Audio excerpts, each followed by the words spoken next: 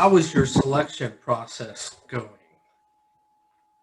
Well, what I kind of was saying before, and I think I talked about this with you a little bit, we changed a lot of things. And I mean, so far it's 1,000,000% better. So the biggest change, I think, is that, as you've put it, cast a wider net. And that has already just really improved the diversity and age demographic of the applicants. So that's an improvement. And I think there's still tons of room for improvement on that front. It's interesting because I just did a group interview with 7 candidates, and there was one in there who came through our a very typical channel for us, which was recruiting from basically ARC. And interestingly, that person seemed like they had zero knowledge, interest, or motivation for teaching BRC, which that doesn't surprise me. And I think that's true of people. And obviously that's not necessarily what I'm looking for. But when I say, like, there seems to still just be this overwhelming default to riding experience / skill, it's going to be a tough row to hoe to kind of reshape the attitudes about that, I think. But baby steps, Yes. It was nice not to see 10 70-year-old white dudes that only ride cruisers, I guess. How many potential candidates did you have? I think we've had a total of like 16 applicants, which is not great, right? Like, I want there to be double that. It beats or 4, more. right, Mark? Yeah. But after looking at them, what did it whittle down to? Well, of the 7 that I saw, and so we changed other parts of the process too, which I think have really helped. But out of the 7 that I saw, there was only one who would be a no for me. So, I guess how that shakes out remains to be seen. But I think what you get with casting that wide net is more options to say, I don't think so. And yes, when programs start to hurt, needing more candidates, that's when we accept what we get. And there's a lot of areas that do that. And I think that has a long-term effect on how long we keep them, how others feel about candidates that are pushed through because they're the only ones you have. There's a lot of information in organizational behavior and human resource. I know I keep going back to those 2 things, but talks about the quality of people you onboard and use in an organization and how that affects everybody else. So if you want to maintain that really nice team, you have to invite the right people in to keep that team a team so that it doesn't cause the opposite problem, push people out. Yes, I agree. And I think part of the friction as a result of kind of trying to adhere to that paradigm is that the older residents of the program don't see it that way or don't think in that way. And so they don't like the newness, or like they don't like maybe the shift in attitudes or just the shift in the type of people. And so I anticipate that as we kind of get better at this, there's going to be more of that kind of friction with the old guard versus the new, I think would be a better way to say that. So then an option at that point is involve those people in some decision-making processes, meaning um, give them the lay of the land. This is how many people we need. This is how many people we have. What is acceptable to you? If all of these new people aren't acceptable, are you guys going to do all the work? Are you willing to build somebody to come in and take your place and be involved with mentoring them? Or are you just outright saying no? Where do you stand? When you start asking questions like that, people, not to put people in spots, but they Well, have to make a decision what's important. and that totally speaks to my whole mindset with criticism is that I appreciate criticism, and your criticism will be heard and taken to heart. However, what are your ideas then, right? Like it needs to be not just people complaining about stuff all the time. I want to know, if you think this thing is not a thing that you like, then how can we make that thing better? So yeah. But thank you, that's good advice. It's a perspective. It's not maybe the perspective, but at some point something has to give. Right. Yeah. And usually when I start getting a lot of pushback from people, I'm either really screwed up and my head's not, I'm out in left field in my thoughts about what's going on, or I'm not including people enough in the decision process. And so I have the opportunity at that point either to be a better peer, to include them and collaborate better and accept a different point of view, or I have to make a leadership decision to alienate people. And I've done both. Um, the collaboration always works better, but there is a time where you do have to say, all right, thanks for your input and your criticism. Because you're not coming up with anything else, I'll go it alone. Thank you. I know I'm preaching, and I'm sorry. You're muted, Laura. Unless you're talking to yourself in the No, ceiling. you're not preaching. My computer just sometimes does weird things. You're not preaching. How do you do that when the people who you would choose to involve aren't interested in getting on up to speed? Let's say that, right? Like when I was asking about, when Mark was talking about professional development, which was awesome. Mark, thank you. I like that presentation a great deal. How do you, that's a hard process to undertake, or it's hard to do that when other people aren't as invested or as interested in learning and engaging, right? Like, do you know what I'm saying? So the people that are, and there's a lot more people than anybody ever expects that will be involved in stretching themselves. And it's the hardest part is always asking the first question, do you want to participate? And once you say, do you want to participate, they have a choice, yes or no. Or maybe I have a conflict. And you try to work with those conflicts. But if you want to participate, you're going to participate. But when you say no, you are no longer able to criticize because you were given the opportunity. And maybe it didn't work for you. Will you show up next time? Participate again.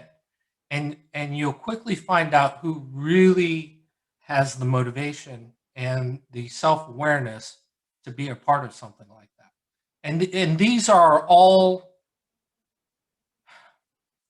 really basic leadership skills, and it's easy to talk about it. It's more hard to implement or do. However, I'm really finding out lately, and I'm getting ready to be in my mid-50s, and I know that's not old for some people. I know it's really old for others. It has taken me all these years to finally say, this is how I'm going to do things. And you're either on board or I'll be out here alone and I'm not going to take it personal. I understand you have a different view, a different life, or a different perspective, but this is what I see, and either I'll be completely alienated by my peers, big clue that I'm doing something wrong, or those peers will say, he's got some good ideas. Let's see what we can do with it. And if it gets nowhere, at least we tried. We failed trying. I'm getting choked up all of a sudden. I don't know why. But I mean, there's a lot to be said about just being around people that are willing to try. And so you give them the options, and you'll be amazed who comes along with you. I am. One of the things that I found here, when I first came into the program, there was some of the resistance from the old guard coaches, who, funny, weren't as old guard as me, but they saw themselves as the established ones. There was some resistance, but so I just sort of kept the newer coaches or the more progressive coaches operating somewhat separately. And as the more established coaches saw the successes that were occurring with the newer coaches, they started to come around and recognize the value of professional development and going beyond their initial, what do we need professional development for? We're already certified as rider coaches attitude.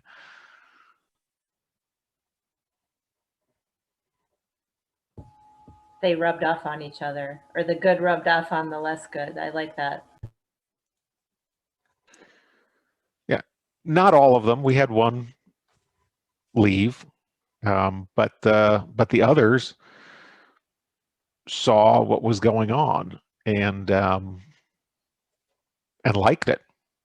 They saw the difference in the students' performance and the students' attitude as we got away from the so much emphasis on riding skill and more on to the what the other guys were referring to as the touchy-feely parts of class. As they started to understand what was going on, they grew to appreciate the value of the classroom activities that they initially thought were a waste of time.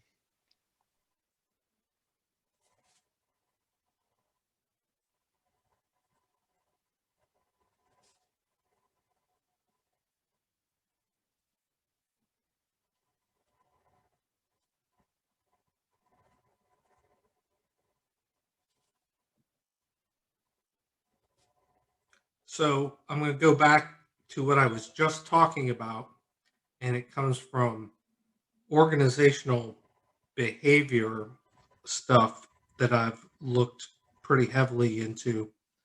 And it has to do with, sorry, I'm trying to get everybody written down here because some stuff coming out I want to share. Organizational behavior stuff where your best workers will continually mature, be self-aware, do professional development on their own, try to be at whatever they want to be good at because they have intrinsic motivation. The problem with having people that don't have that intrinsic motivation, that they're looking for reward for doing what they're doing outside of a normal, this is a great job reward system, is they don't put time and effort into it. They're waiting for the extrinsic outside motivation, more money, reputation, the moniker of being who they are. They do so much of that, waiting for somebody to acknowledge what they're doing, while the person with intrinsic motivation is out there doing it regardless. Eventually, the person with intrinsic motivation is looking at the person with extrinsic motivation and saying, well, they're not doing anything to improve themselves, and their reward base is the same as mine. They get paid the same amount. They are acknowledged equally as me. They, for every intents and purposes, we're equals, except I'm working hard to improve myself and be better at this, but this person is staying where they are and not. And so that begins to cause friction in an organization. And the person that's getting the same thing for not doing anything will stay longer in that organization than the person who works hard looking to better themselves and is not acknowledged. And so the people you want to be there, the people that are highly motivated, the people that look for improvement, are always trying to do better, eventually leave because the organization as a whole isn't recognizing what they're doing to better themselves and the organization and not acknowledged for it. Does that make sense? Many studies on that. And so if you're a leader or a manager in that situation, you have to find a way to acknowledge both, but also find a way to motivate the people who are looking for extrinsic reward to a level that maintains what the motivated intrinsic people are looking for. And that is the difficulty of being in that position, as I know you know. I wasn't going to talk tonight. Look what happens. Yeah, so far, one of the most valuable rewards that I found that has helped is I started sharing all of the student feedback. Rather than having the written forms, I use a Google form, and I get about 40% return on it, which it's not check the box, they're all write out an answer, so it's usually valuable. And I just started sharing all of that with the coaches or class.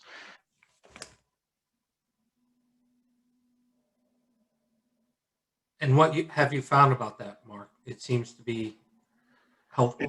It's extremely well received. The coaches initially didn't know how highly valued they were by their students, especially the newer coaches, the coaches that looked on themselves as less knowledgeable and less skilled, and probably looked on themselves as inferior to the other coaches. And when they see that in the eyes of their students, they're equal or above in many cases, they found it was very, very, very, very rewarding. And so the next question from this line of questioning then becomes, how did the people who weren't acknowledged by the students take it? That's harder to tell, but you could see over time that they started getting more positive comments from the students as well. So there probably were changes in behaviors, but that's hard to tell. It's hard to measure because those coaches weren't necessarily saying, oh, I wish I got as many positive comments as Don got. We weren't hearing that. We were mostly hearing coaches that said, I had no idea that they weren't seeing all the mistakes I was making, and and that sort of thing, and they saw that their effort was being rewarded by the people who counted. I had to laugh. Don doesn't get many good positive comments from students, so. My program does that as well, and I have always found that super useful. It seems to be kind of what you were alluding to, Mark, that the positive feedback is always very welcome and people are happy about that. And then the other side of that fence is when a student says something about a coach that is not positive, Obviously, that's hard to hear no matter what, but there seems to be a non-zero number of people who automatically just say, oh, that's not true, and just completely like dismiss that and say, no, no way, that's not true. And it's like, well, wait a minute, let's take a step back from that and consider that just because you don't agree with it doesn't mean that it wasn't true. But more importantly, that was that student's experience of you for whatever reason. And I guess I come from a place where there is value in that, even if it's awful, right? So I wish that I could make it easier for others to take that same view of negative feedback from students, for sure. I found that the negative feedback when it came through was very effective. First of all, it reduced the friction between me and whoever the coach was, because it wasn't coming from me. It was just neutrally presented. It was just in the batch of comments. And they might not have liked it, but as I would point out when it was necessary, that the student themselves, they have no motivation to provide any feedback other than what they experienced.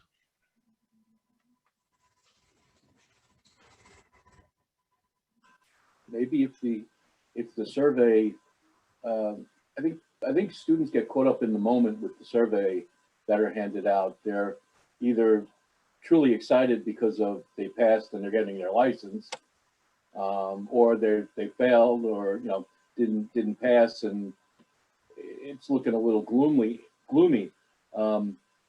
If the survey was timed a week out or something, where they had time to reflect a little bit, they might provide a different answer. Yeah, I usually send them about 2 days after class. That seems to be the best combination of delay, but not too long. I don't do a formal survey, but encourage students, if there's stuff they really liked or stuff they really didn't like, to not be shy about reaching out to me about it. And when we get good stuff, the props, I usually circulate them to all the coaches. So all the coaches can see that that coach got, acknowledged by a student and why. And when there's negative stuff, if it were serious, I talk to the coach individually, but I'll circulate that more anonymously. If someone said that this happened, let's be careful not to do that again. And, so everybody's getting the information without the finger pointing.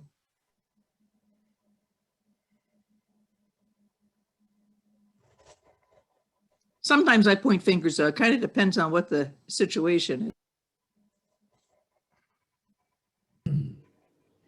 Yeah, the Riding Harley Davidson sends out emails to students usually within a week or 10 days after, and then there's a reporting system through the dealer marketing engine where the managers can go in and actually see the metrics on everyone, see an overall metric for the dealership and then individual coach metrics. One of the things that I think can be beneficial, whether it's a positive or a negative comment, is to get the idea across that this is the student's perception of what the event was, and then ask the question again, whether it's positive or negative comment, ask the second question, which is, why do you think the student had that perception? And maybe there's some self-assessment that can go on in that process. Rory, I like that you framed that as a student perception, similar to what Mark is talking about. We had site feedback from CMSP questionnaires, and we distributed them amongst our team, and I'd tally a few specific metrics. And one of them that we kept close track of because it was a common recurring theme that students had a perception of not having as much riding time as they wanted. We started changing our behaviors during exercises, basically as coaches, when we were starting to believe that students were arriving at the place where they'd kind of met the objective minimally. We'd start layering in language about, wow, that was really great. And do you want another couple runs? Let's see if we can make this even better. And it improved the students' perception of how much riding time and extra riding time, quote unquote, they were actually getting. Expectation management, man.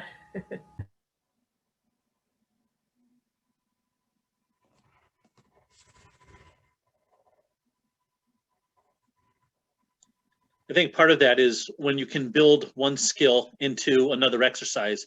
For example, you guys want to do more of that? Great, we'll do some more in the next exercise. And it kind of builds on it, and it allows the class to progress.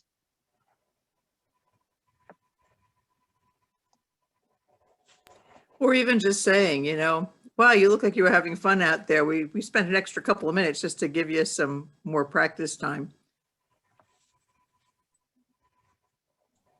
And it's interesting how sometimes coaches can be doing exactly that, but if they don't say anything about that, at the end of the exercise, the student simply experienced the end of the exercise.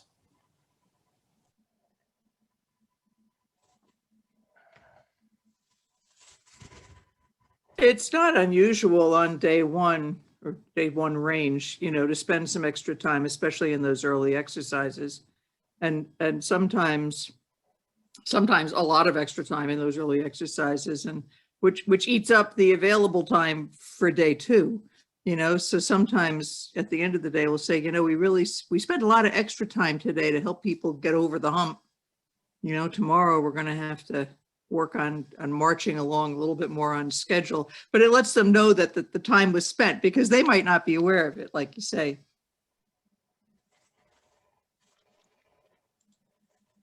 I wonder if you do that though, do you ever have any students who are like barely meeting the minimums who get extra anxiety thinking that, wow, I've had more time on that and I still have a hard time with it? Well, if that's what they take away, maybe they reflect overnight and they're the person that doesn't show up the next day, Fair point.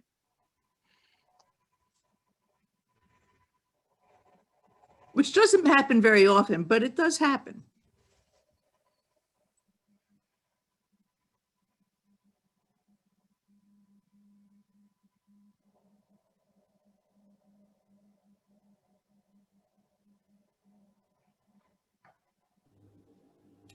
Well, you think if you keep it positive, and if you need to, how many times have we said to rider coaches, the times that are on those cards are suggested, and if you need to spend more time on a given exercise, especially those first four, chances are you'll make it up later on anyway, because there'll be just less general anxiety. And I always like showing up on the second day and looking around after the first exercise and, saying something like, who are you people? What happened to my class that was here yesterday? It's like, just to give everybody a shot to say it's all good. And I think if you develop that attitude of, leave no student behind, that can go a long way. I mean, eventually you get into the situation where you have to counsel someone on, but still it's just getting it across to the students that you're just not willing to leave anybody behind. I read an article in the New York Times, it was some time ago now, but it was about sleep and how when you sleep, your brain kind of sifts through the stuff that happened to you during the day. And it kind of purges out the crap that's not important and saves the stuff that is important.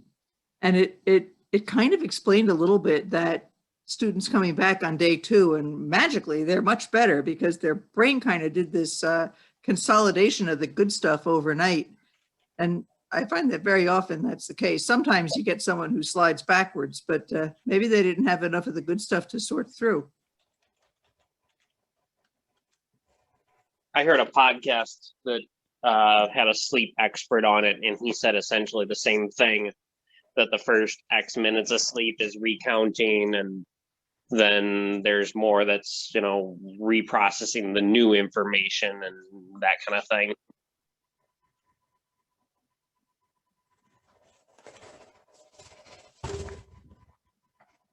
You think about all the stuff we don't know about that process and what's also going on in our brains while we sleep that we don't really have any idea about. It's kind of interesting.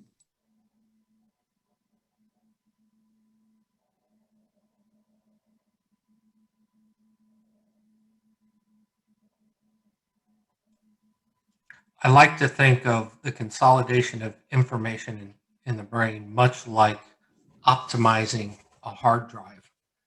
And what happens is your brain tries to take the new information that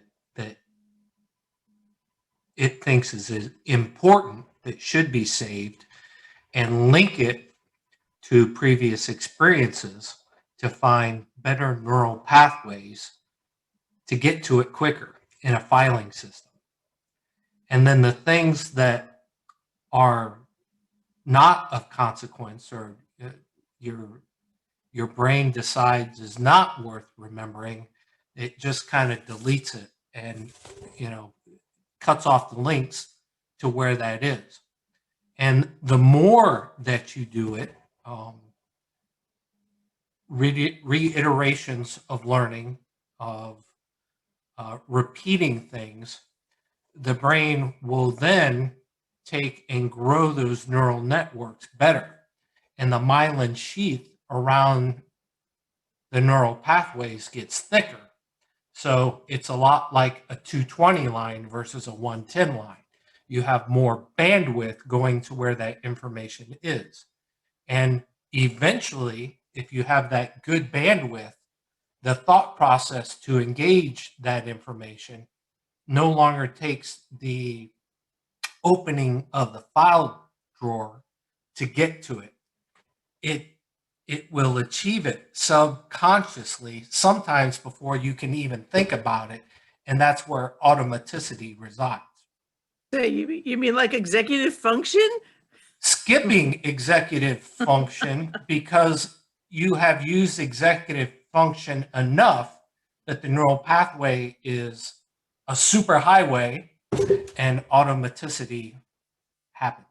Many years ago, 25 years ago, maybe more, I had a job in Connecticut. I worked on a tall ship in Mystic, and I was riding home into New York City to loop back around to go to Long Island. And I kind of zoned out for a second, and it was late at night. It was like 1 o'clock in the morning. And in front of me, a car had put on their brakes really hard. So I put my brakes on really hard and kind of overdid it.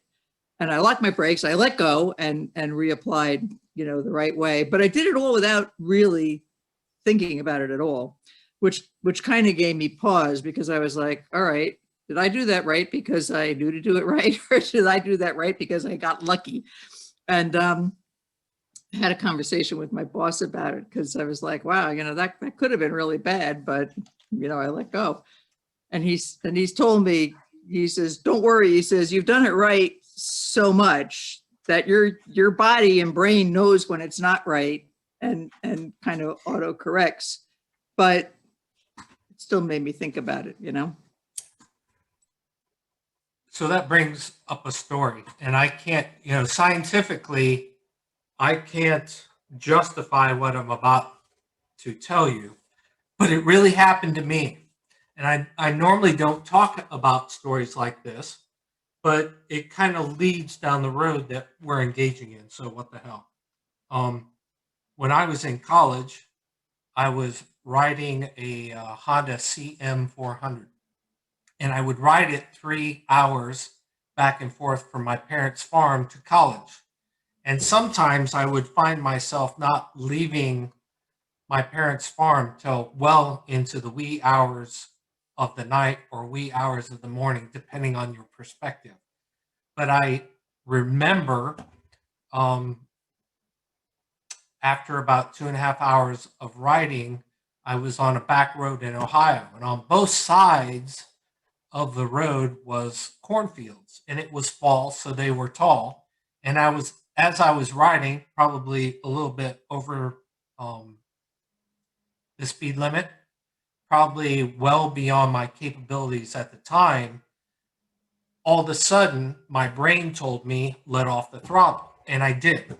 Kind of not thinking about it, it's just I let off the throttle, and it was such a let off of the throttle that you could feel that forward momentum stop. And seconds later, milliseconds later, a deer jumps out in front of me, runs across the road. I just barely miss it. And, it keeps running, and I slow down and stop and get off the motorcycle and catch my breath. There's a lot to be said about the autonomic function of the brain to prevent us from being in danger or to assist us when danger is coming. Sometimes we can't recognize that with our executive function, but the engagement of our visual systems, seeing something before it registers and jumping in front of executive function, bypassing executive function completely, going from the amygdala to the, what is it? It's called the ACC. It's the midbrain area, and then going directly to the motor skill portion of the brain. It happens. The hippocampus? I'm not sure. I have to go back and look. ACC pops up, but that's Autonomic. not be it. But anterior something cortex. Yeah, it doesn't get all the way to the prefrontal cortex where the executive decision making happens. It bypasses it completely because it has become autonomic, much like breathing,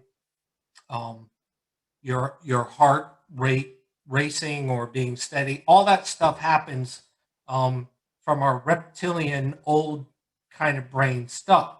So the more we know about it, the more questions we have. Why does this happen? Why does that happen? This doesn't make sense.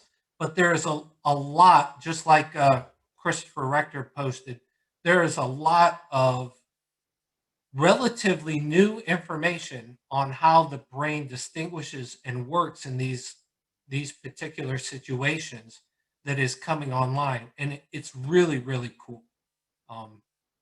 I invite you to go out there and look at it.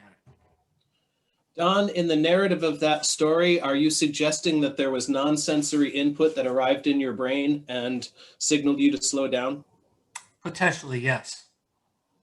Or sheer dumb luck, which is possible because I do have that. I had a similar situation that involved a little bit more thought process, but I had a friend who had had a procedure done at the hospital, and there was a complication, and she needed to go back to the hospital. So I'm driving her back to the hospital. I'm trying to get there quickly.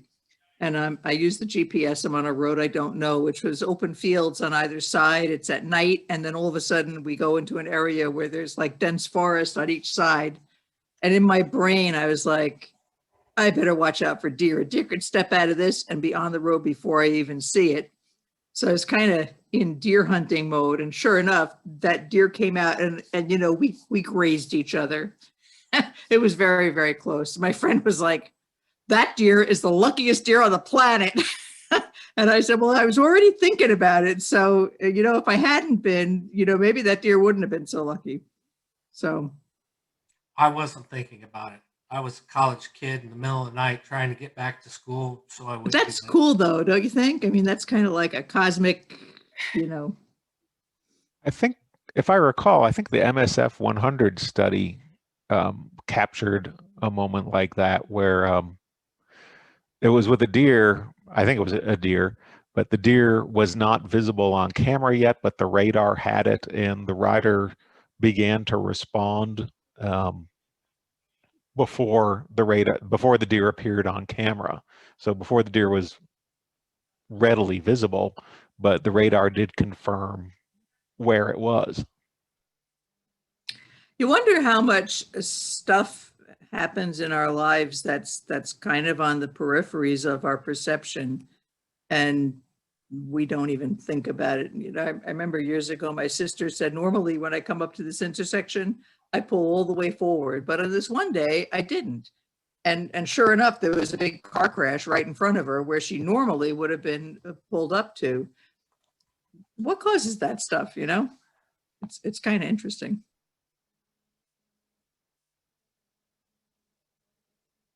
You know, you can try to explain it whatever way you want, but there is a certain amount of serendipity involved in lives. And in my travels, I swear that one of my biggest thoughts is, I wonder who I'm near that I know, but I don't know they're near. And it's amazing who I have met in faraway places, and it's like, who would have thunk that actually could happen? You know, there is a certain serendipity, and whether it is some kind of spiritual or cosmic intervention is, you know, for somebody else to say, I'm sure. But, you know, things happen for a reason, and I'm a firm believer in that. My second deer story, Lynn, I had a similar thing happen on a motorcycle in Indiana, and I rolled off the throttle as the deer came out of the field. It was a narrow road, actually bumped me and went back into the corn the same direction. I had hair on my that got caught on the air filter of the Harley Davidson I was riding it. And when I got to where I was going, a prep to check some things out, I showed it to Jeff Stokes of Indiana, so he can confirm that there was hair there. That's just too close, you know. I've had the deer run across the road and stop where I could have reached out and patted them on the head, you know, if I'd been inclined to do so. Also too close. Have you seen the thing online? There's a great picture online somewhere. It's a couple. They're Asian, and I forget what country they were from, but they each went to a famous monument, a tourist place, when they were young. And there's a picture of the girl in front of the tourist place, and her future husband is standing behind her in his family shot of the same place. That's kind of cool. It's a little similar serendipity.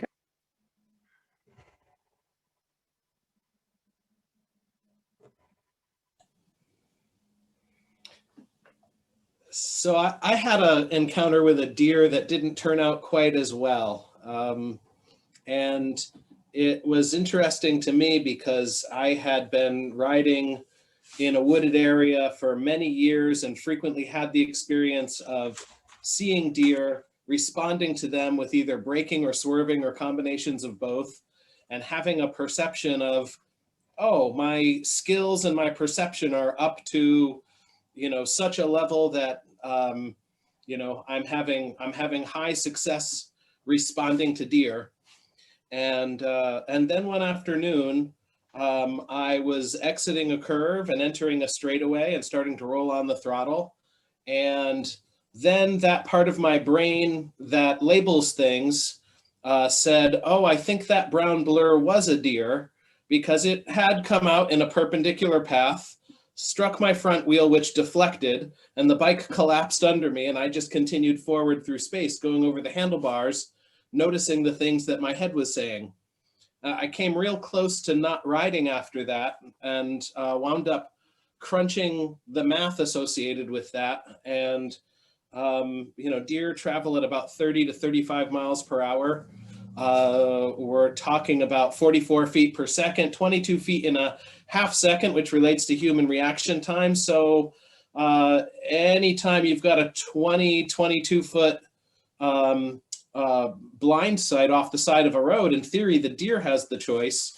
And with that concept, I kind of Googled deer strike for people on feet, because in theory, even if you're walking down the road, if you had a blind and the deer can get out in front of you that fast, you couldn't choose to not take your next footfall. And it turns out that every year people are actually run down on foot by deer. That's great. You know, the deer scare the crap out of me. I moved upstate 20 years ago. I think I've hit 5 deer so far with my car, and I drive 20,000+ miles a year. A lot of it at night and at you know, pre-dawn, you know, when the deer are running around. So maybe it's a miracle I haven't hit more of them, but boy, am I conscious of them.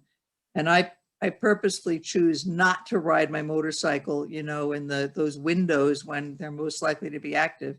Once in a while I get stuck with it, but they're the enemy. I don't like them. And I've also kind of done the math. You know, someone said, well, why are you hitting them? And I'm like, well, by the time you see them, it's already too late. You know, there's nothing you can do. You're in the window. I agree. I'm terrified of deer probably more than anything else. And you've both just perfectly articulated why they're so terrifying. Sometimes there's going to be circumstances with deer that you just absolutely cannot avoid no matter how much you're paying attention. Ah. Yeah, but if you were at the West Coast last week, you could have gotten struck by a satellite falling out of the sky too. You know, it is what it is. My last deer hit, I had driven through a town and came out of the village and hit the deer. It was at night. I was going to one of my training sites, and I called. I'm in the middle of no place, and there was a cement place. I just crossed a bridge, and there was a cement place right there. So I told the 911 operator, "Oh, I'm by the cement place. I'm just reporting that I hit a deer." I said, "I think it's lying back there. I'm not sure if it's dead or not." And she says, "Well, which side of the bridge are you on?"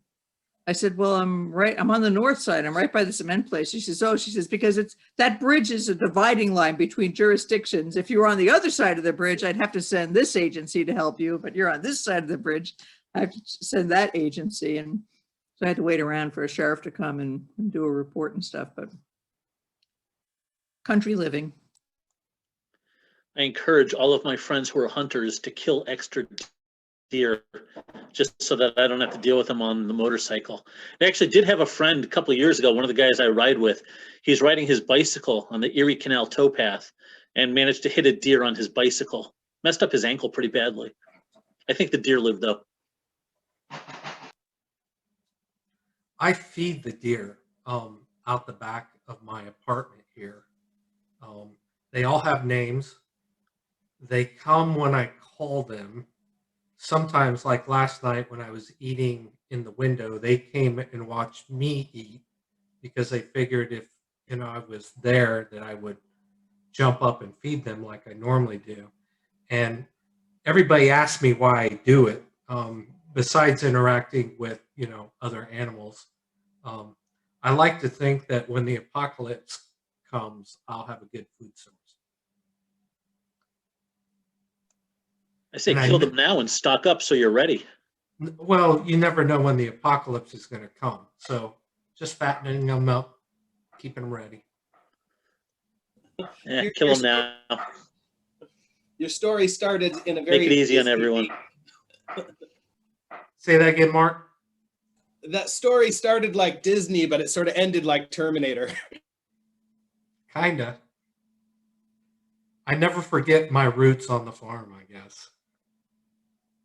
One of my coaches hunts, and I stopped by his house over the winter, and he had gotten a deer in his hunting, and it was hanging in he's got this outbuilding, and he was showing me some improvements he made to the building, and the deer's right there, and I went and gave it a little tap, and it had been out there in minus whatever degrees. It was frozen solid like a rock. I don't know what he expected to do with it in that state, but I guess it'll keep. It's like Attila the Hun. You put their heads on pikes, and you scare off all the other ones. We should put deer heads on signposts on the side of the road to keep the deer away. I Or live mounted right in in the front of the bike. village. I'm in the country, but I'm in town, And you would not believe the deer footprints all over my yard in the winter in the snow. It's like Grand Central Station. They just come and go wherever. And in the summertime, we have to cover our plants because they eat all the plants. So it's like us versus the deer all year long. When you were talking about the signs on the highway, I don't know if anybody ever heard that woman that called into a radio station that was upset of where they put the deer crossing signs.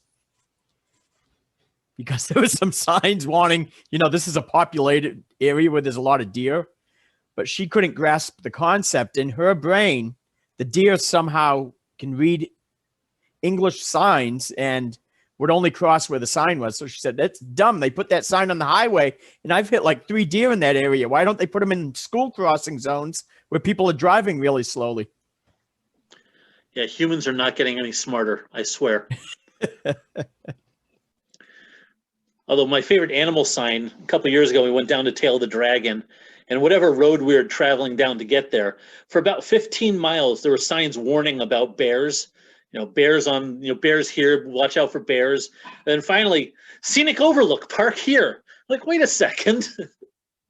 You've been warning me for the last 15 miles about bears. Now you want me to park and stop and take pictures?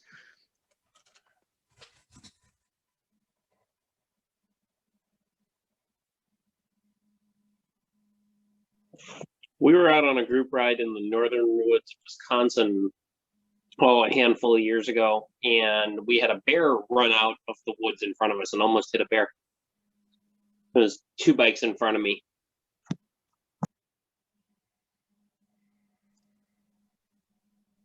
I saw one wandering through one of the wineries up here as we were going down the road. I thought it was just a big dog, and one of the guys I was with, when we stopped to get gas or whatever, said, "Do you see that bear back there? So the really big dog?" I said, "No, that was a bear. That wasn't a dog." Like, oh, okay. It was going through the winery? Was it like Good thing I'm not a... Cabernet or He was Moscato? there for tasting. What did the sommelier have to say about it? Technically through the vineyard associated with the winery, but Oh, yeah, I don't know. Maybe it was there for a tasting. I don't know. It's a better story if it's through the winery. Yeah. Well, That coach, that's the hunter, he lives in the woods in the Adirondack Park, and he had gone out deer hunting and returned unsuccessful. But when he got to his yard, there was an enormous bear just kind of hanging out in his backyard. So he waited for his moment and he shot the bear. And I think it was the 3rd largest bear in the state that year. Ginormous. And then he was like, all right, now what do I do with it? Because he's left with this animal he's got to tend to. So kind of interesting. He did give me some of the bear meat though, and it was actually pretty good. So I was curious to try it.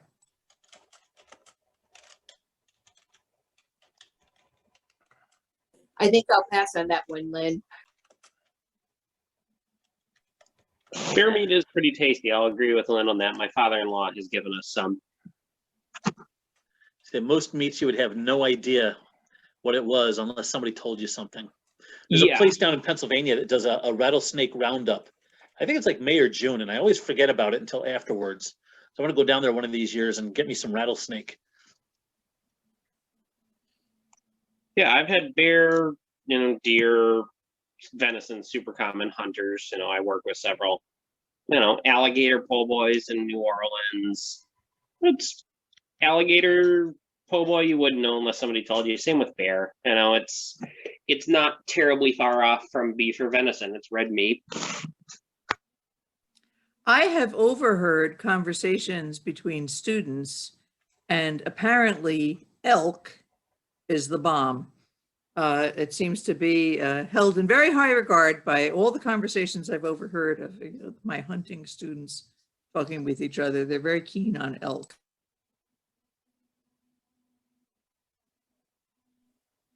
Elk is indeed very tasty, especially the ones from Estes Park, Colorado.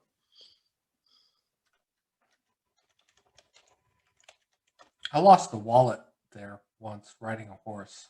It was tragic. I remember it was like I was a young kid. I only had like $5 in it. It was like the world came to an end. Yeah, elk is a family meat staple in northern New Mexico.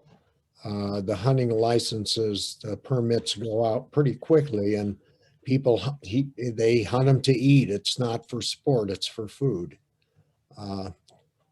And so, yeah, and we have a huge elk population. Most of our crossings on the roads here are warning of elk crossing, and there's a few deer crossing, but oddly enough, they're closer into town here.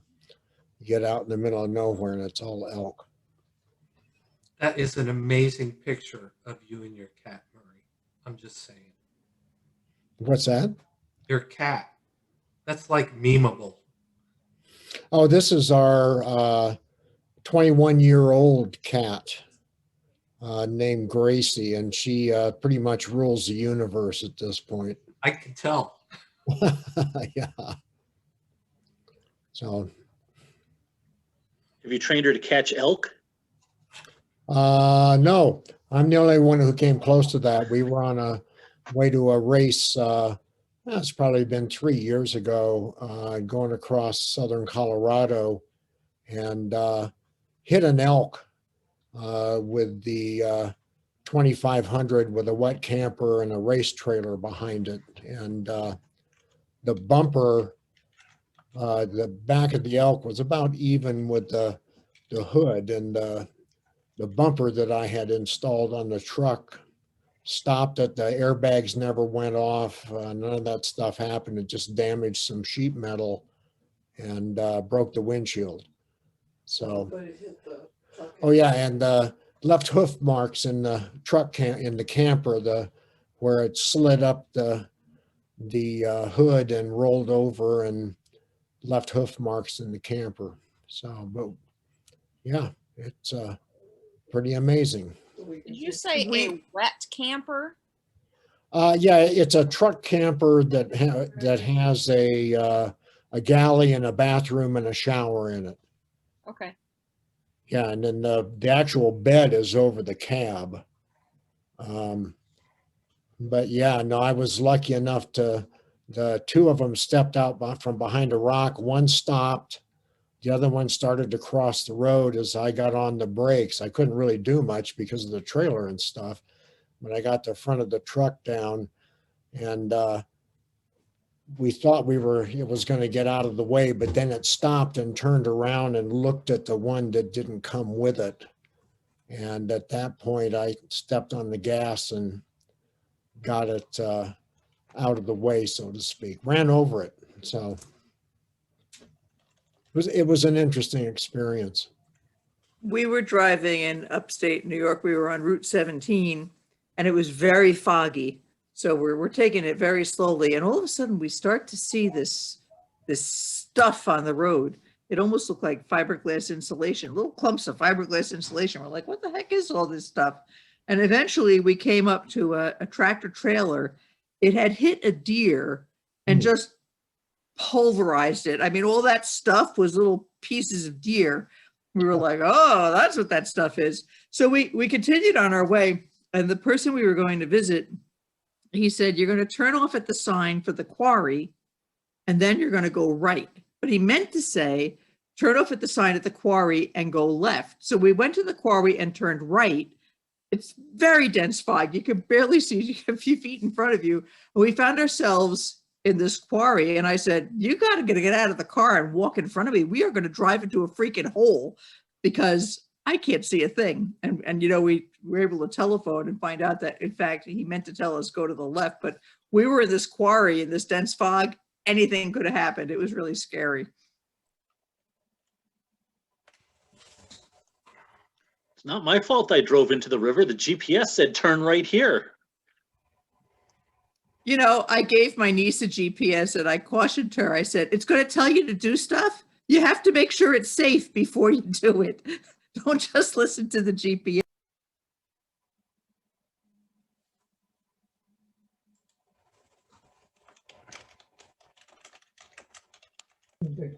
Yeah, Mike, and no doubt the voice in a GPS was a female voice, and those of us who were married immediately did exactly what it told us to do.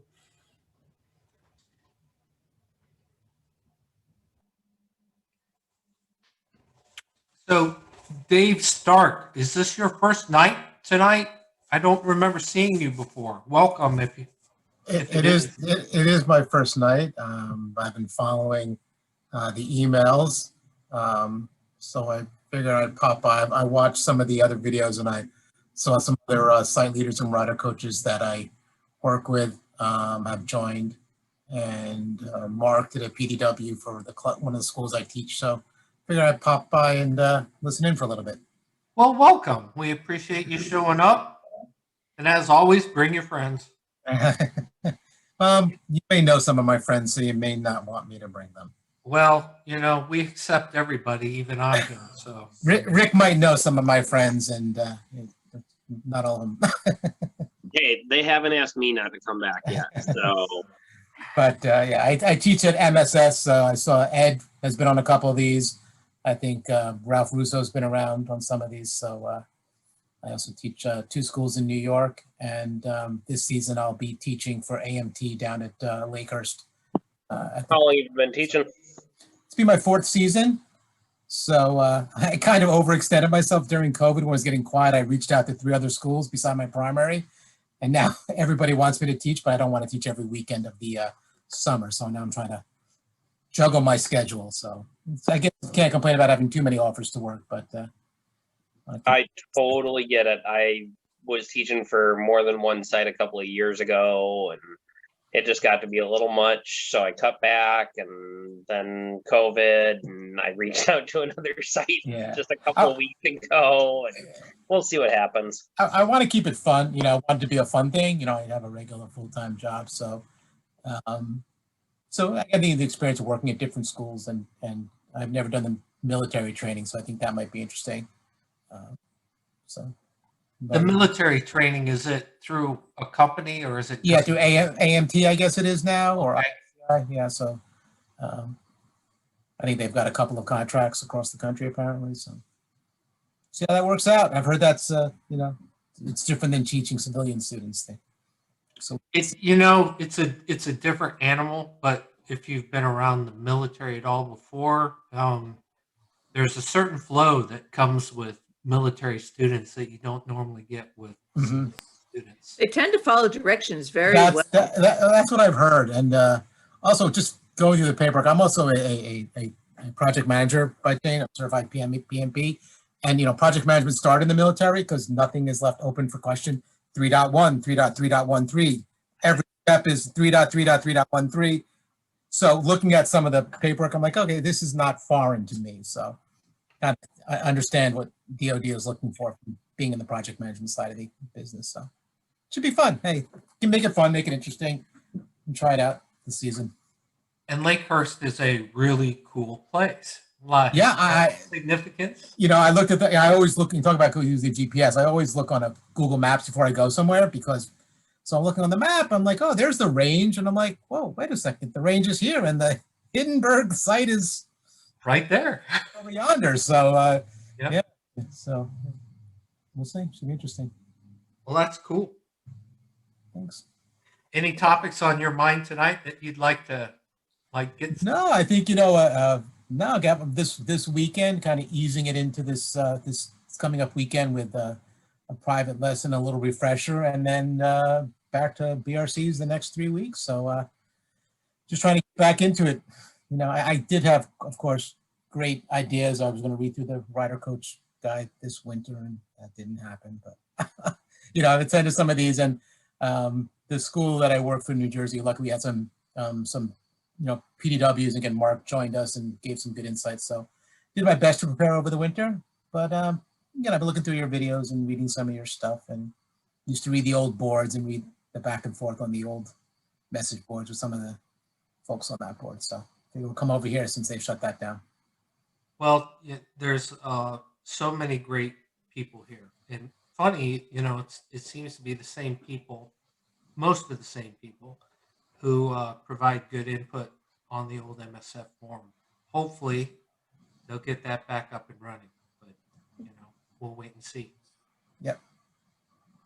But, I figured I'll pop in and listen around a little bit, and I'll try to learn something new. Well, feel free to bring topics or experiences or questions, because that's what we do here. We share. Great. Thanks. Anytime. those of you who have influences over schedules, do you have coaches who always want to coach with the same person? And do you encourage or discourage that?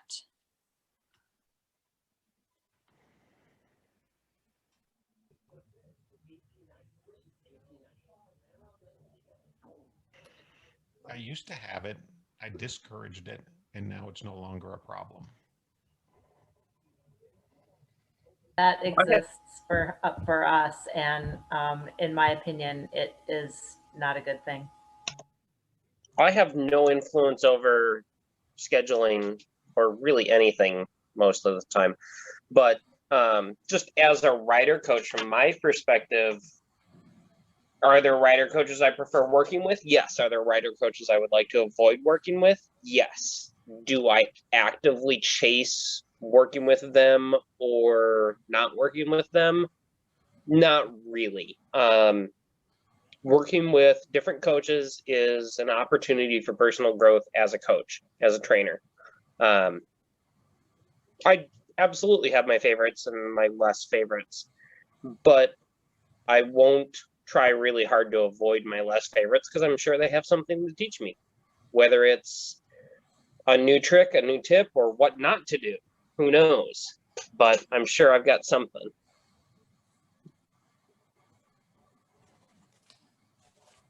Matt, I kind of follow that that prescription as well when I'm looking at classes to sign up for.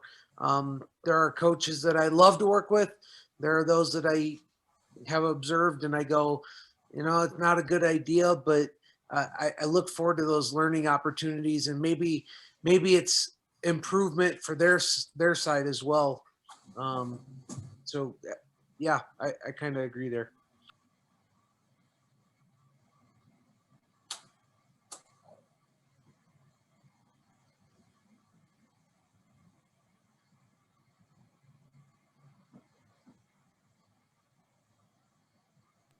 I didn't mean to shut everyone else up. You didn't. No, that's usually my job, Chris.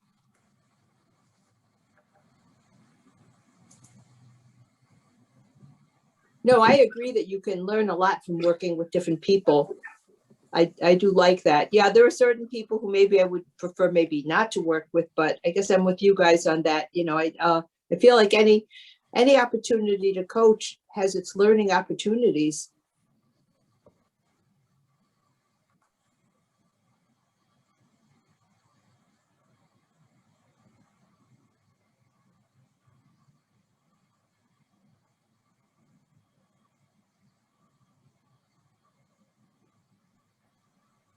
I was asking because Dave Stark was sharing teaching at a second site and the opportunity to learn some new things. And I think that, you know, someone asked recently, well, why do I teach at multiple sites and even multiple states when I have the opportunity? And it's that growth opportunity. You, especially teaching in different states with different curriculum layouts and different laws that need to be followed. It really forces you to expand and grow and think about different ways of doing things.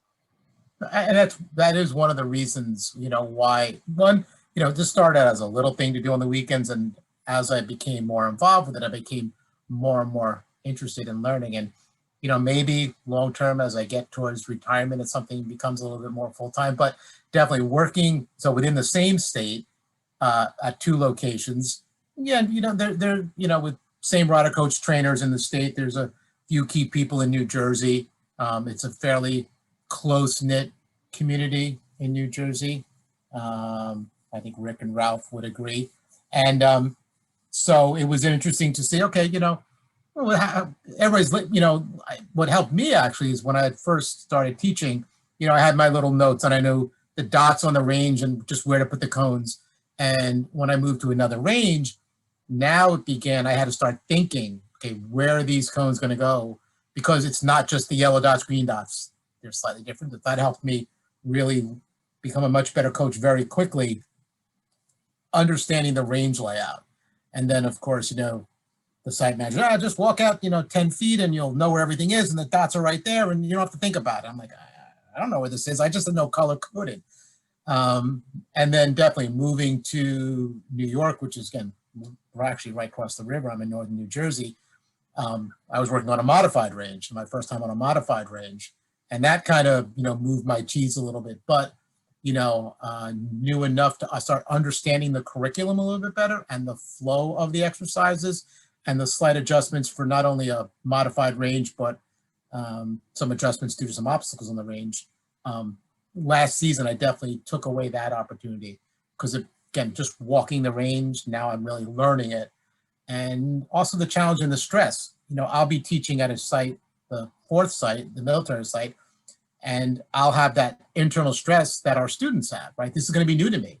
So I'm going to be learning something new and kind of recognizing the stress. I'm going to be looking at their range. I'm like, what do all these lines mean? Maybe their lines are different. Recognizing that our students come on the range are like, what are all those lines? What are those cones? Why you tell me to go down the middle? So I think it helps, becoming a better coach, having that little bit of stress that our students have as well. I got two things. One, when I was a very new coach, I went to my trainer, chief instructor back in the day, and I said, listen, I'm not trying to steal your job or anything, but what do I need to do to be you? And he said, well, you should teach a lot and you should teach at a lot of different places. And so in my early years of being an instructor, before I settled in one spot, I taught a lot of places, a lot of different states, a lot of this and that. And I'll just add, I had a coach once who had a real problem with spatial relations, let's say. He had a hard time getting from, this is the picture of the range on the range cards, to the real life of where the cones go out on the range. And we really had to take an afternoon and walk through each exercise and identify for him, landmarks, if you will, on the range to help him figure out where to place the cones. And once we did that, he was good, but he had a hard time, his brain had a trouble getting from the diagram to the real life. So just in case that helps anybody. That brings up a really good question that I was actually thinking about since we had Tribe Talk Sunday and some of the things that were discussed. When you have new candidates for rider coaches, is part of your pre-course, so this is for the trainers that do beyond pre-course, drawing out the exercises on graph paper for the range? I have not had coaches do that. I don't know if they do it on their own, but I've seen some trainers who make cone placement be this big mystery, and they kind of make it be hard. It's just like, well, go figure it out. I'm not going to help you, and sort yourselves. And I really don't see a need for that. When I'm doing the prep, I'll say, listen, let's take a look at your range cards. There's some commonality between, like, the 60-foot mark. A lot of stuff happens at the 60-foot mark, and we can find the 60-foot mark by counting from the end. Those corners are 20 feet long. So 20 feet, there's a dot every 20 feet. So you can count 20, 40, 60. And look at all these dots that run across the range at the 60-foot mark. There's our swerve location and other things. So I try to give coaches landmarks so that they can find their way around more easily. And I try to mark the range clearly so that they can see what's going on as well. One thing that was brought up in my RCP, we had our RCTs had us stop and say, okay, the corner box is 20 feet long. Everybody stop and count how many steps it takes you to go 20 feet. Because we have so many intervals of 20 feet. And everybody's a little bit different stride length. So I can pace off 20 feet outside of a range, and I'm plus or minus 5 or 6 inches. So it's really easy to consistently hit those 20-foot intervals if you know the number of paces. Rita just put in chat, you're welcome, Matt. One of the first ranges I worked at was on an old Navy air base, and it had a concrete tarmac that we trained on, and it was, I think it was 12-foot squares. So like in my brain, I knew 12 feet, you know, it was just like stuck in my head. Mark, you gave a thumbs up. Mark Wise gave a thumbs up. Was it a thumbs up that you don't, or thumbs up that you do, and why? No, it was to what Lynn was saying. I do almost the exact same thing. I don't spend an awful lot of time on the layouts. I do send the coaches a set of the range exercise layouts from Retsorg, so they can see our range. But a lot of the coaches who are going to be, at least more than half of the coaches that are coming here for a prep aren't going to be teaching here, so I don't know what their range is going to be like. So I have the diagram, but I work with landmarks, you know, the 60-foot, like Lynn said, the 60-foot line, you know, where the S-curve is. It's like, yeah, if you can find that, you know, and a few other things, then you can make your way around on any range, because although things may be slightly relocated, the dimensions of the components are going to be the same size every time. And I think it lowers the stress level. It goes back to the learning process. They've got a rider coach guide. They got range cards they can write notes down on. So why do they have to memorize it when they can just look and see, oh yeah, 40 feet apart, or, you know, add a note, this is, you know, 35 feet, or, you know, the weaving cones, the straight line weaves on exercise 5, how far apart is it from the end of one to the beginning of the next? Because you always have that spot where you start from one corner of the range and you lay out one of the weaves, and then you've got this gap that you have to sort of guess where the next one starts. And it just takes away one thing that the candidates have to try to remember among all the other things they need to actually worry about, like coaching. I agree with that. And just so you know, back when I went through trainer prep and chief instructor prep, the pre-course assignment, I think, was about an inch thick when it was done, and included mapping out all the range diagrams and also mapping out non-standard range diagrams. Hey, how would you fit this exercise onto this weird plot? And it was kind of crazy. And my brain's full of all kinds of weird information, like so many feet from here to there. And, you know, which I don't really need to know, but it's still stuck in there someplace. So that was Lynn and Mark. How about you, Rita? You've got that I'm thinking look on your face. Oh, the only thing that I was thinking about is that for some learners, where range diagrams for each exercise can help is when they're trying to figure out to plan out like where they want to stand and what they want to do in various places, instead of trying to answer the 17 prep questions, taking colored markers and putting different symbols or writing words on diagrams for each exercise can help them process better what their plan is.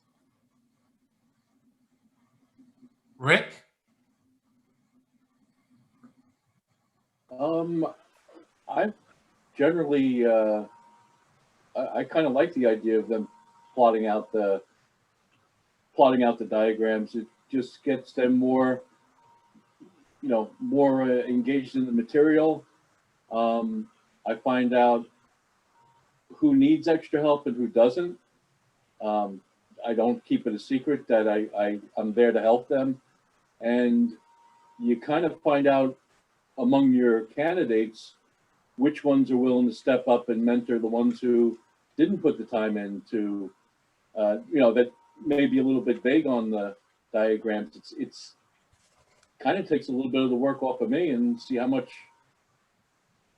they've picked up on their own and who's going to step up and help the others. Of course, I'm there to help them too, but let's see what they let's see how well they prepared. That's kind of my opinion. It's Go Go ahead. ahead. I was going to say, it's really interesting because as a QA person, I've gone to ranges that are like totally effed up. I mean, to a point where you don't even need to get out of the car. You can just look at it and say, well, that's like not even an S turn. And this range is not even a rectangle. And it's interesting because some coaches can see that pretty easily and other coaches can look at that messy S turn and it looks okay to them. So I don't know. It's pretty interesting how people's. Nicole, I see you got your hand up. So yes, I am with Rita. I'm a very visual learner. And when I went through my RCP originally, I had a really good writer coach, trainer, and he gave us our diagrams and it allowed us to plot things out and not mess up our range cards. And then taking those questions at the back of the writer coach guide of where you need to set up, where your transitions go, all that, you can put that into your little plot and it helps you as a visual learner see what you need to do. So I always give my writer coach candidates, I give them a copy of the exercises without, the path to travel.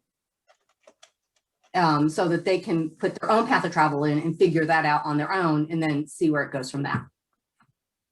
Nicole, first, I love your picture there with the balloon. Awesome. And, when my coach candidates come in, I give everybody a notepad. I guess it's maybe 6x4 or 5x8. I give them a mechanical pencil and a bunch of sticky notes. And that is my gift to them. I say, don't clutter up your writer coach guide and your range cards with a bunch of crap. Take notes on the sticky notes and in pencil and use your notepad. And then when all the dust settles, you can figure out where you want to write stuff for real. Correct. And by the way, that was, Josh will attest to this. That was our morning of the first day of our student teaching at the writer coach trainer class that we had with Rick Randolph down in Alabama. That was like 15 minutes before the class was supposed to start. Yeah, it was basically head out to the range. Oh, look, here comes a hot air balloon. Forever in MSF lore. And it wasn't even on your range, Josh. It was on our range. No, it wasn't, but I think it just interrupted both ranges. And Rick was priceless, where he's like, you better get out of here, Yeah, poor guy. Oh my gosh, I felt so sorry for him. Yeah, it was a great day. And it turned out to be a really great training. Yeah. So Josh, what's your thoughts on this topic? My thoughts on it, I do very similar to Lynn. I give sticky notes, notepads, but I also do have them, when they're doing their peer teaching, draw diagrams of their exercises and basically show their path of travels, transitions, where they'll be standing, where they're going to stop students, just as a kind of the visual people or the people that have to, in order to retain stuff, actually write it down or kind of do it by hand. So I'll have them do that in peer teaching. And that way I fully know that they understand, because sometimes you can talk about it or discuss it, and then you go out to the range and it ends up really weird and they get really confused. But if it's all done on paper and I say, okay, show me where you're going to start the exercise. How are you going to get the students from here to there? Where are you going to stop your students? Where are you going to stand? And it just kind of lays it all out. And the other teams are watching while these two coaches are going through their exercise, and then basically like that exercise by exercise. And it seems to really help. On the cone part, the RCPs I've done have all been for one school. They have 9 locations. And what the school owner decided to do for all his 9 locations was, when the ranges were painted, every single dot has an exercise number stenciled next to it. It's all like 4-inch stencils. So every single number is out on the pavement. So all you have to do is, if you do an exercise 5, just put cones where all the 5s are. And for the tall cones, they just put a different color. And it was really, the candidates picked it up right away. And now that's one less thing, in my opinion, that we had to worry about in the RCP, where coaching techniques, learning styles is really more important, in my opinion, than trying to look around and put some cones and do some geographic stuff. So that's basically how it's worked for us, but they were going to be working for that particular school, which did that on every single one of their ranges. And once they have a few years in, they'll be able to throw cones anyway without numbers. So, and every range has their idiosyncrasies. My quote unquote home range is a 110 by 230. So it's a non-standard range. It's kind of weird to teach on. Our cone, we have such a dot conglomeration up and down each side of the range because everything's weird. The dots for exercise 5 and BRCU, the weaves and offset weave get lost really, really easily. So one of us went out and just put little dots of blue spray paint on top of the white dots for exercise 5. So when you're setting the cones for the weaves, you just drop them on the dots with the blue dots. Done. Moving on. It takes probably 2 minutes easy off of setting up that one exercise. I've got my BRC exercises color coded, and the other exercises for other courses are a different shape. So my 3-wheel BRCs are, my BRCs are circles, my 3-wheel BRCs are squares, and my BRC2s are triangles. So you can kind of sort your way through. What do you do? Are there overlapping dots between several of those courses though, aren't there? There are, and you just kind of cluster them together. They're pretty easy to, put the cone in the what's the word I'm looking for? The congruence of the, if that's the word, of the average location. Right. It kind of works out.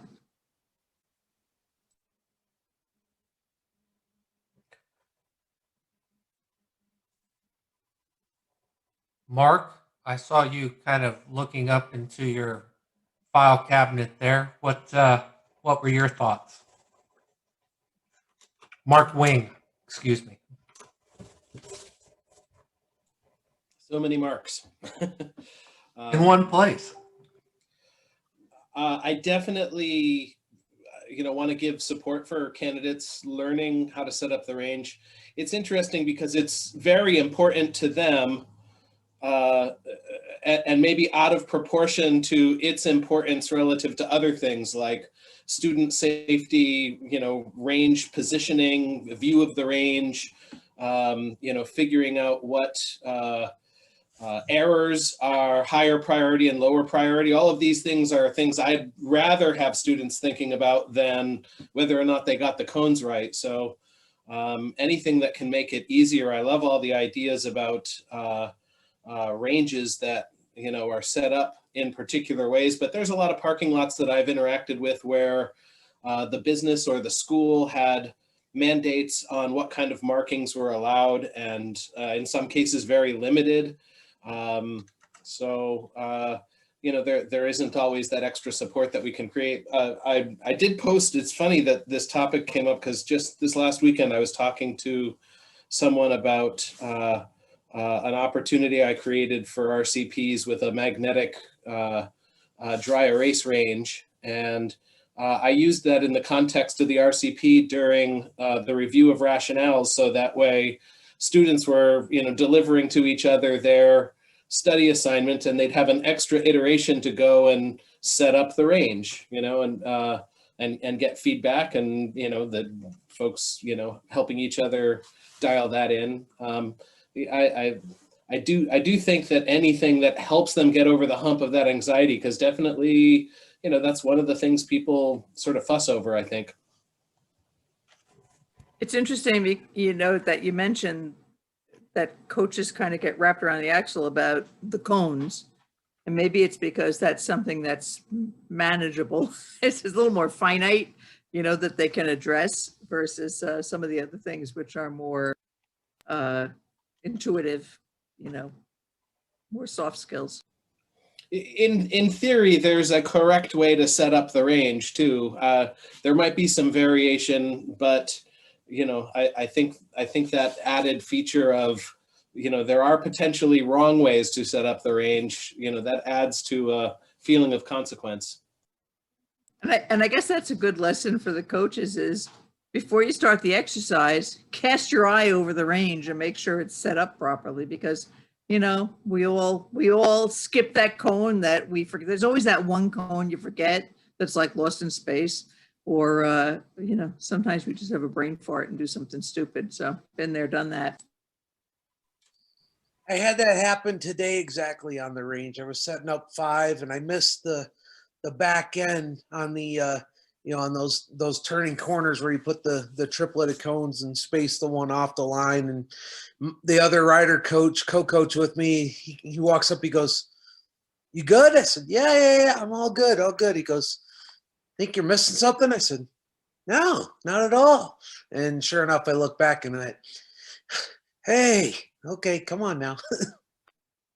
Hopefully the guy who's writing the demo says, "Hey, wait a minute, there's some cones missing." The other good reason for co-coaching 2 people on the range and not being single coach is that other set of eyes. Go ahead, Matt. I'm sorry. No worries, Don. I just commented on what Lynn said. I have come back in from riding a demo, grabbed a cone and run back out across the range, either on the bike or on foot to go drop a cone that I noticed was missing during the demo. I was going to say, we've probably all done that. I have strongly considered installing cone holders on a coach bike for demos, just so we can leave some cones on it. Against the rules in New York State, obviously someone must have crashed setting cones from on a bike, so now it's against the rules. I thought I noticed that reading the New York State MSPP rules coming across the river from New Jersey documents. It's this thick, or is it thick than New York's? It's fairly thick, but we're used to it. I can recommend Honda CBR 250s because they have a nice big flat top tank that you can stack the big cones on if you need to. I do not do that in the VO students.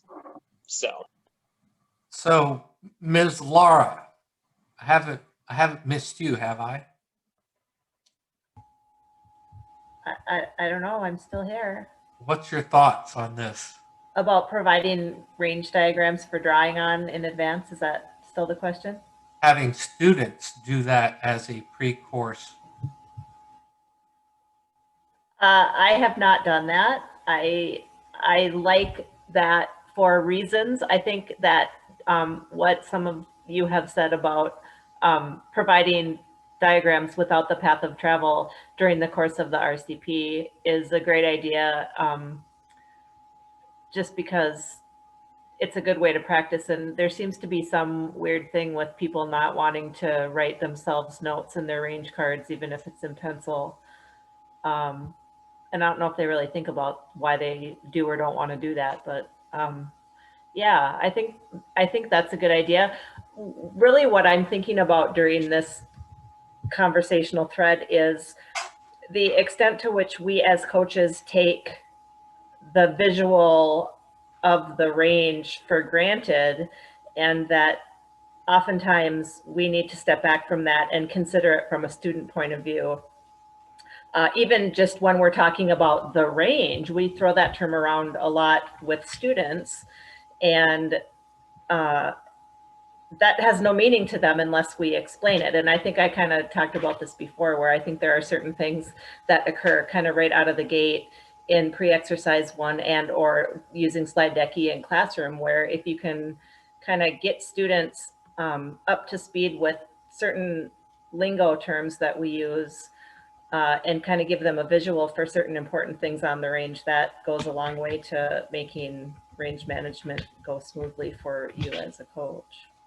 So if rider coach candidates get as wrapped up as they do about the range spots for cones and all that stuff, because it looks like cone vomit, to use a colleague's phrase, then imagine what it must be like for students who have that plus the anxiety of the unknown of learning to ride. You know, the students, though, they only need to know what they need to know. And years ago, we had a program manager who was insistent every range was going to have this color scheme. All the dots were going to, you know, exercise 1 would be this color, exercise 2 would be that color, all the corners and this and that would be another color. Well, you know, he would have ranges where the corners had to be yellow, but they're on a parking lot where the parking lines are yellow, and it turned into a cluster. And I said, you know, the lines are for the students. Paint the lines a color the students can see. Paint the dots a color, you know, if the dots are consistent from one range to the other, that's fine. The coaches can find their way around. But the lines are for the students. For goodness sake, don't put yellow lines on a yellow parking lot. That's nuts. So, you know, we had a little contretemps with that. The other thing is, I agree with you about totally giving a little overview of the range before this is the range. You know, you see this yellow corner and that corner and that corner, that's the perimeter of the range. And on the outside, we've got grass on this side and we've got cones on these 3 sides. All of our riding is going to take place in or near the perimeter. If you're out here by the big cones, I'm going to think you don't know what you're doing. So try to keep your riding inside this area. And, you know, that kind of, it gives them the overview they need to know. And, you know, they get, okay, I'm not supposed to be over here. I said, if you're out there, you've used up the safety zone. Can't help you. So, you know, they kind of figured that out.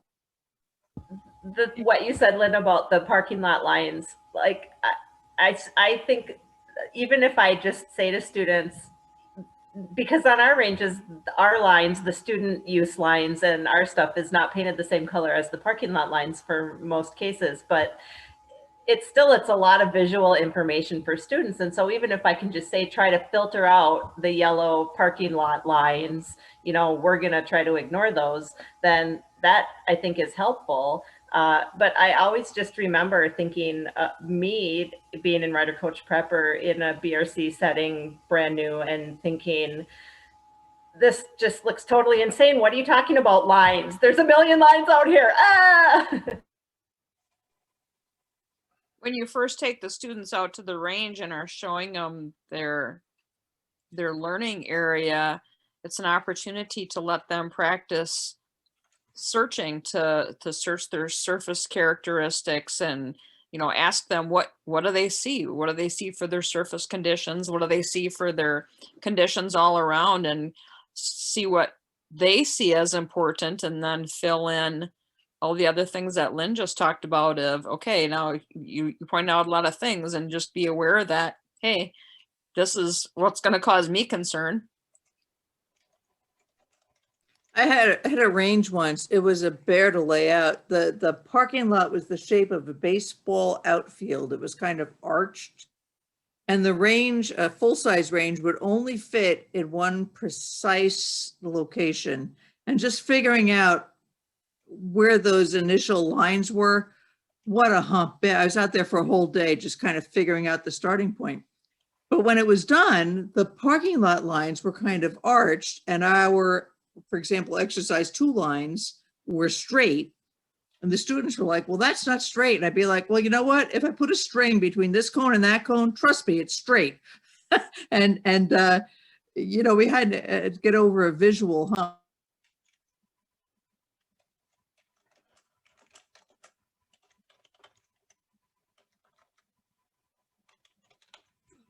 So is there any trainers that I missed? You're muted, Lynn, if you're talking. Sorry. I'd say that I don't make filling out the range diagrams be a mandatory thing, but I do have blank range diagrams handy. You know, a whole stack of them for any coach that wants one during the course of the prep. If they want to plot something out, that they've got the template there to be able to do so.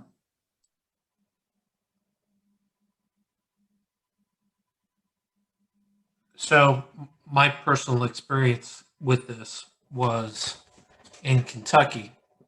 And when Kentucky used to paint the ranges, it's been several years since I've left. Probably too much to remember. They used to paint the entire range blue. Everything. Every dot, every line, everything. Just subtle blue, because it didn't, mesh with anything but handicapped parking spots. So when I originally went through the prep, I have to confess that I had taken a BRC2, but had no clue, no preconditioning of what I was getting into. But one of my pre-course assignments was to take and draw every exercise on a grid sheet of paper. So I had one for all of the 17 exercises at that time, and then the skills test.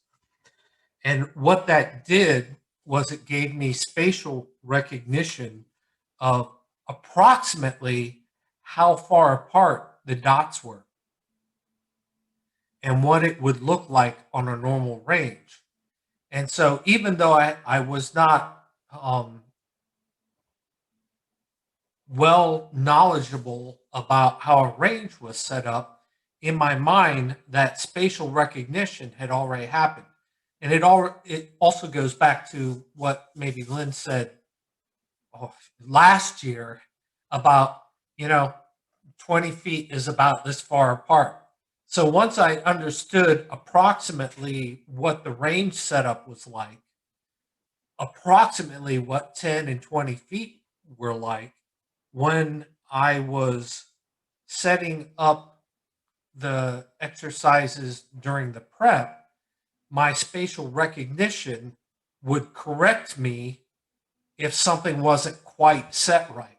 And it only took maybe my first iteration of peer teaching for me to, okay, I understand this. The spacing comes naturally.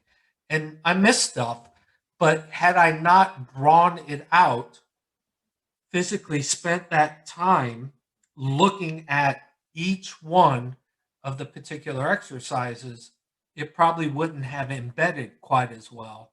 And I probably would not have been successful in my BRC. And by the way, we started with 12 and ended up with 3 at the end. Considering that, I had no clue what I was doing, once again, serendipity intervened, and I was lucky enough to 2 or 3 days from the end, finally have it, boom, hit me that, oh, this stuff is all structured.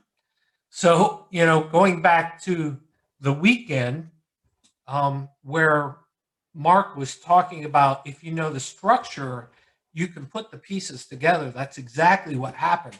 I realized the structure of the classroom. And at that time, it wasn't experience and conclude, but it was similar. And so having those frameworks of this is what the classroom is like. This is what the range is like. This is how the range is set up. Those structured pieces allowed me to put everything else into place. And just, you were talking about marking on the range cards. Can everybody see that?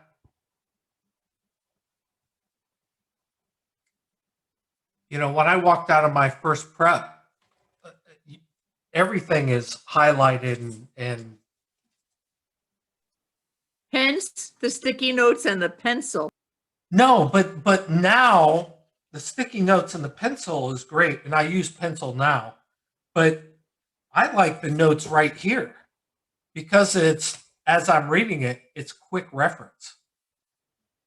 But until you do it, you don't know what's important. Oh, I have candidates, their range cards are just like such a slew of writing, they can't even make out the range cards.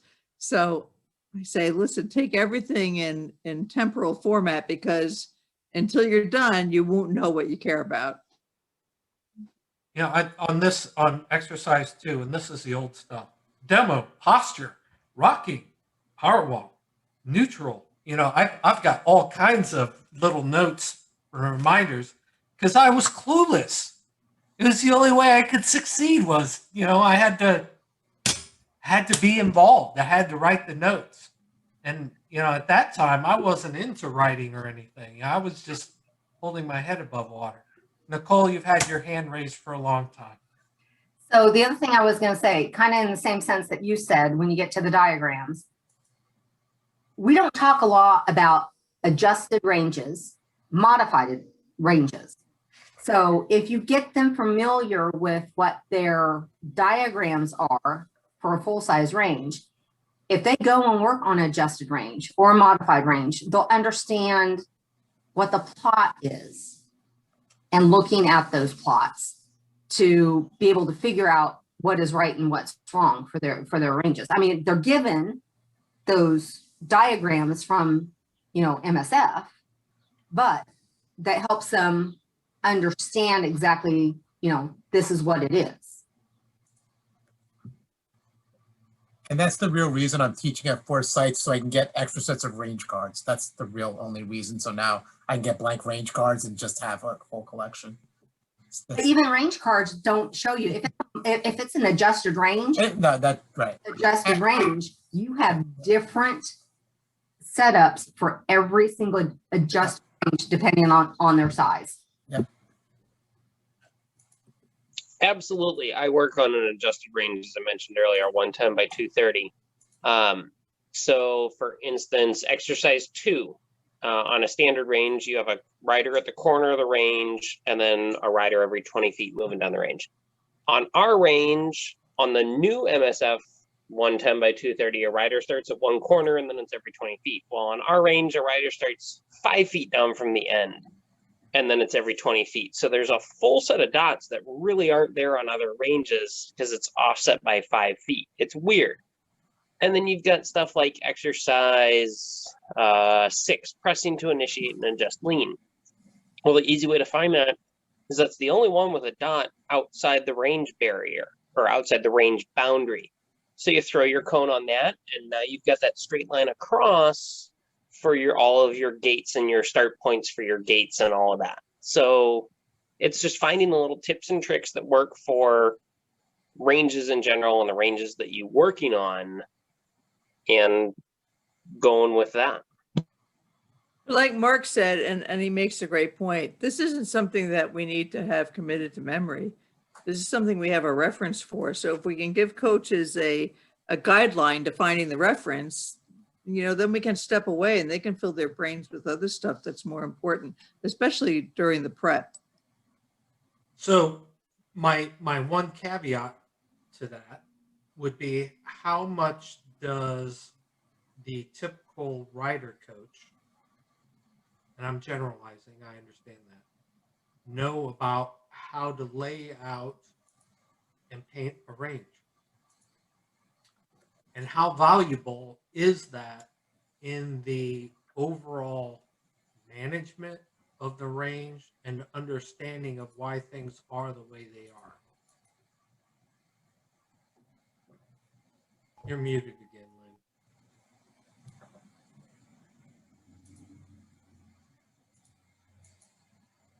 Lynn. Lynn, you're muted. You've been muted.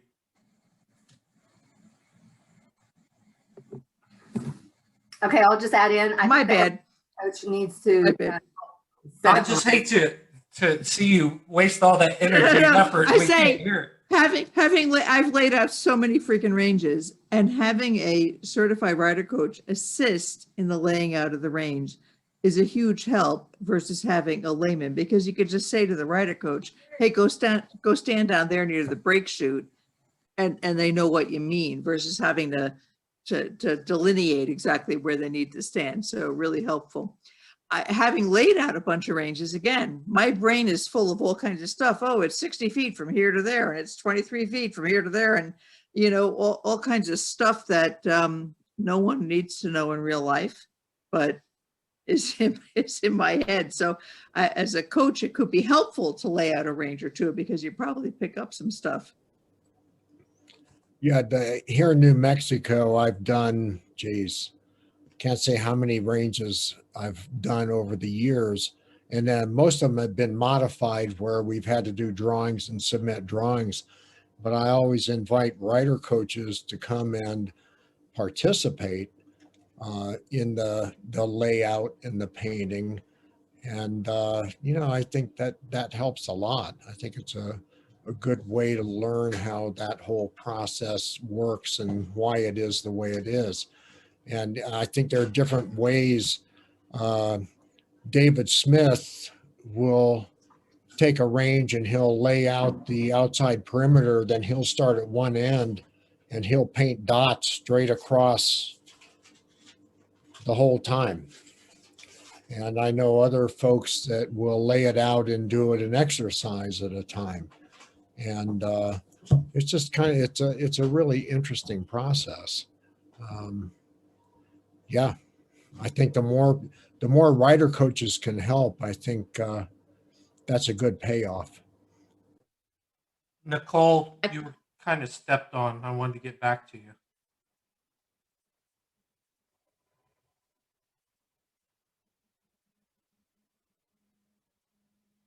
Are you still there? There we Yeah. go. What?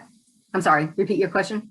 I stepped on you, when you were trying to speak. Oh, no, I just said that I think that every rider coach needs to be out there and help lay out a range, because as being a quality assurance oversight person for the state, I go out to ranges and they're like, oh yeah, we had our maintenance people go out and paint the range.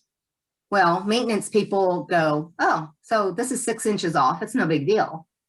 Well, it is a big deal when it comes down to it. It can make a huge difference. So there has to be a rider coach needs to be available to make sure that the range is painted properly, especially your evaluations. I can absolutely agree with this. We recently had our range repainted. Our range got seal coated last fall and repainted by a paint contractor. And they came out, they painted the range, and there were no rider coaches involved. And it's an absolute shit show because there's like 60 missing markings out there, and there are cones, dots where there shouldn't be, and there aren't dots where there should be, and it's a shit show. You should try doing that in a second language. It's so much more fun. I had somebody, there was a range, a snowplow had dug a big gouge into the range, and so the site people had moved the range slightly in their mind, making it better, except it was no longer to code in any way. It didn't have 20 feet of runoff, and it wasn't a rectangle. It was kind of a wreck. But anyway, someone dropped a dime and said, oh, you better send someone to take a look at this range because we think it's all left up. And, I went out there. I didn't even have to get out of my car to see that this range was not the spec at all. So yeah, it's helpful if a rider coach is actually involved in the preparation of the range. Yeah, we had a similar process here to Matt, where a company came in. We had a range at the National Guard, and we actually had to cancel a class so that they could come in and reseal it. And I talked to them about the markings, and they said, well, just give us the range diagrams and we'll paint it for you. It won't be a big deal.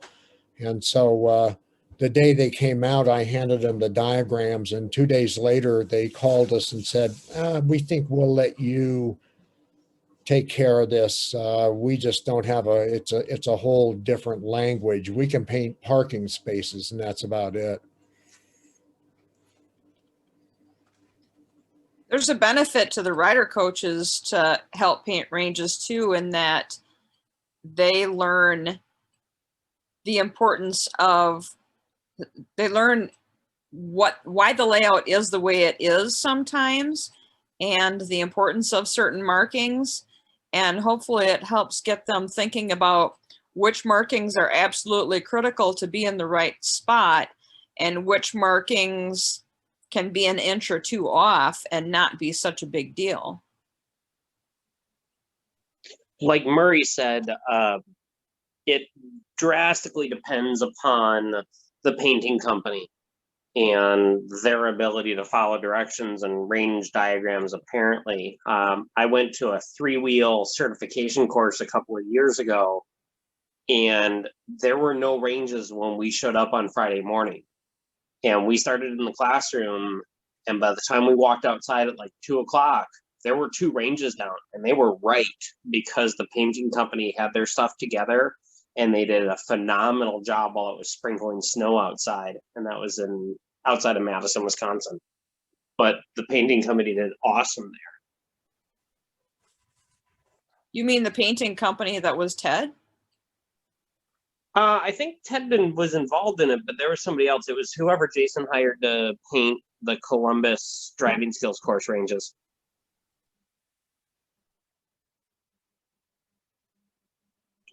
Did they have Ted babysitting them on that one?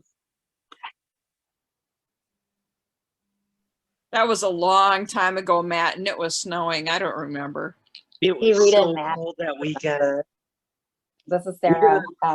We had an intermittent blizzard that day, and Ted was out there with the painting company, making sure both ranges were put down appropriately. Okay, I didn't remember that Ted was out there, but man, that weekend was cold. We did a 3-wheel rider coach prep, and I think the high of any of the 3 days was 36 degrees.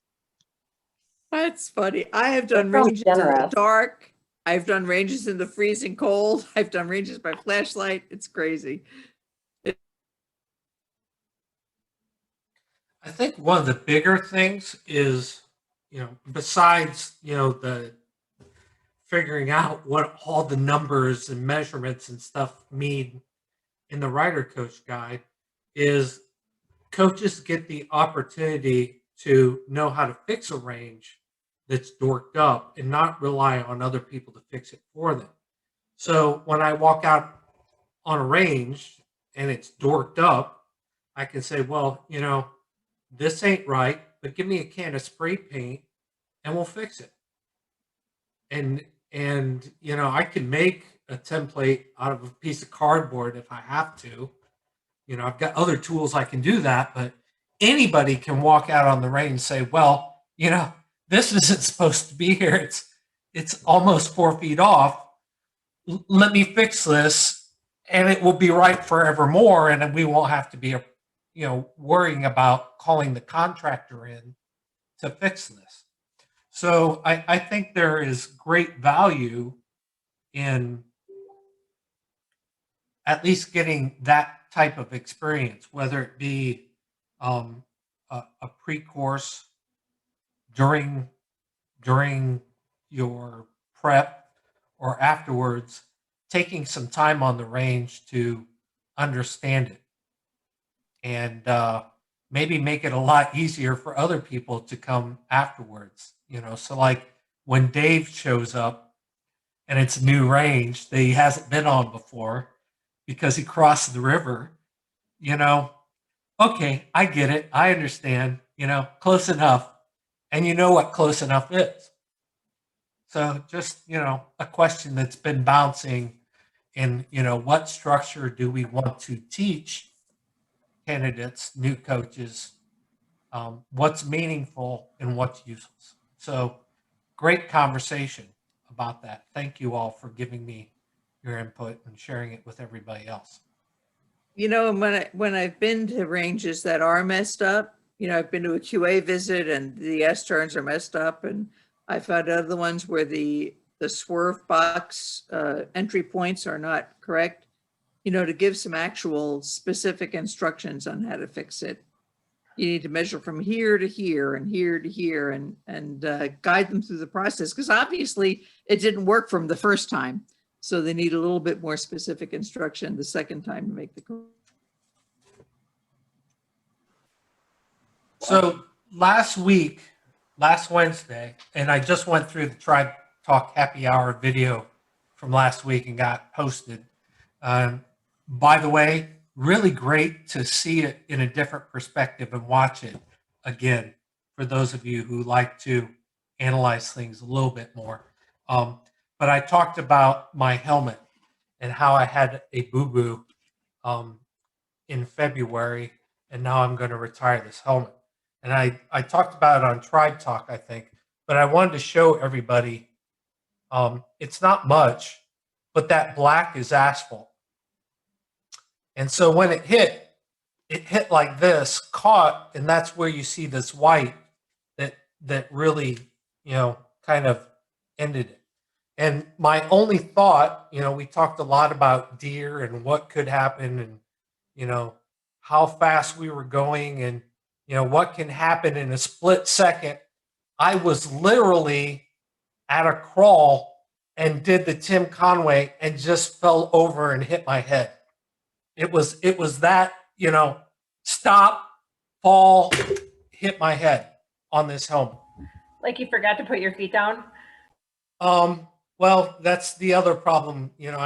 I've talked about my foot with you. The foot kind of got caught between the peg and the asphalt, and it was just a bad situation. The good thing, it wasn't my motorcycle and there was no problems with the motorcycle, but I was doing something that I wasn't used to doing. I was trying something new on a new motorcycle, new to me, and it just didn't turn out very well. And now 6 weeks later, I still have a little sore on my foot, and I have a helmet that's about to go into the trash. And I began to wonder a little bit about,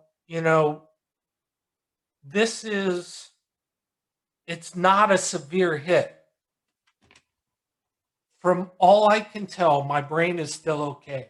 I had no soreness, cognitively, that's always been in question. Say what you will.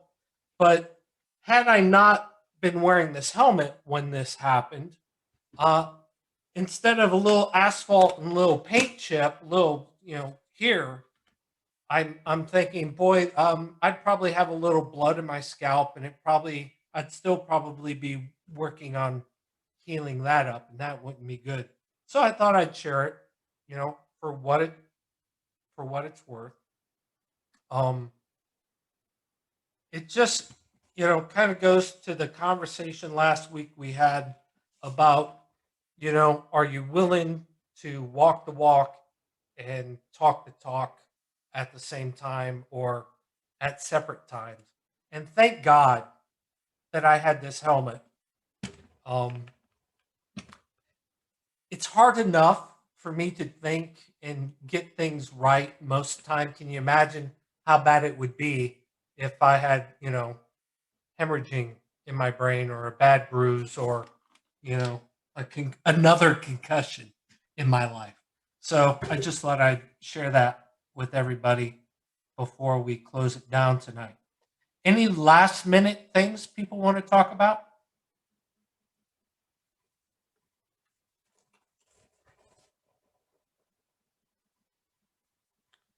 And by the way, editing will go really great this week because I was on top of it.